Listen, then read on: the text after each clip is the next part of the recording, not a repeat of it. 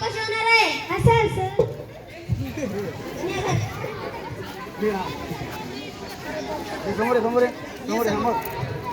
आता मी रामभाऊ बोलते यांच्यावर आरोप दाखवणार आहे. रामभाऊ बोलते काल दुपारी आपली जनावरे घेऊन पिण्याच्या पाण्याजवळ झुकली आहेत म्हणून ग्रामपंचायत त्यांची चौकशी करीत आहे. रामभाऊ बोलाटे, तुझ्यावरील आरोप केलेला तुला कबूल आहे का? नाही, माझा आरोप मला कबूल नाही. मी पिण्याच्या पाण्यावर आपली जनावरे झुकली नाही. मी तर नदीच्या पलीकडे काठावर येऊ लागलो.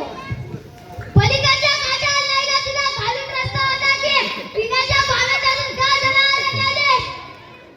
आता साक्षीदार साक्षी पहिली साक्षी ऋषिकेश चव्हाणची होईल. मी काल दुपारी पाण्याच्या पाण्यावर गेलो होतो. रामभाऊ बोराटे तिथं आपली जनावरे धुत होता. यानंतरची साक्षीदार आहे शालिनीची. मी काल दुपारी पाण्यासाठी पाणी वाटायला गेली होती. त्यावेळेस रामभाऊ बोराटे आपली जनावर धुत.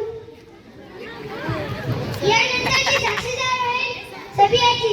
मी काल दुपारी पाणी आणण्यासाठी पाणी वाट्यावर गेले तर त्यावेळेस रामभाऊ बोराटे आपली जनावर तिथं धुत होते. यानंतरची साक्षीदार आहे कार्तिक सोनटक्केची. मी काल दुपारी पाणी आणायला पाणवट्यावर गेलतो तेव्हा रामभाऊ बोराटे आपली जनावरे धुत होत्या. यानंतरची साक्षीदार आहे प्रियंकाची. मी काल पाणवट्यावर पाणी आणायला गेलतो तेव्हा रामभाऊ बोराटे आपल्या जनावरे धुत होता.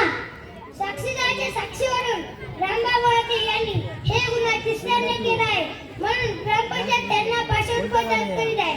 500 रुपये दंड नाही भरला तर पोलीस कारवाई करण्यात येईल. नका नका साहेब, मला पोलीस कारवाई करू नका. मला पोलीस खूप मारतील. मी तुमच्या पाया पडतो. मला पोलीस कारवाई करू नका.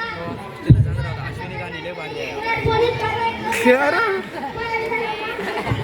मी तुम्हाला सांगितलं नाही. मी तुमच्या 500